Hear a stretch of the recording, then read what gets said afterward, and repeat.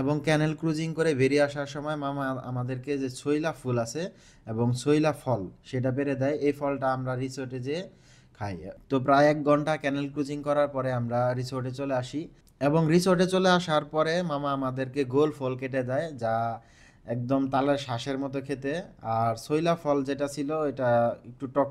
সুন্দরবনে সবসময় জোয়ার ভাটা চলতেই থাকে, 6 ঘন্টা পর পর জোয়ার এবং ভাটা চলতেছে। জোয়ারের পানি দেখেন কতটা পরিমাণ বৃদ্ধি পাইছে। তো আজকে সকালে আমরা সকাল সকাল ঘুম থেকে উঠে রেডি হয়ে নাস্তা করতে চলে গেলাম। তো এইখানকার ডিম খিচুড়িটা আমার কাছে খুবই ভালো লাগছে, তাই আজকে সকালেও ডিম খিচুড়ি আবার নিলাম। তো নাস্তা শেষ হয়ে আমরা বের হয়ে গেলাম আমাদের যে মোস্ট এক্সাইটিং এবং থ্রিলিং অ্যাডভেঞ্চারাস থিংস, ক্যানেল ক্রুজিং করতে। তো অবশ্য বনের ভিতরে ক্যানেল ক্রুজিং করতে হলে মনের ভিতরে আলাদাভাবে একটা সাহস নিয়ে ভেতরে প্রবেশ করতে হবে। কিন্তু অ্যাডভেঞ্চারাস যে একটা ফিলিংস, সেটা এটার ভিতরে যদি না আসেন বা ভিতরে যদি প্রবেশ না করেন, সেটা কখনোই আপনি উপলব্ধি করতে পারবেন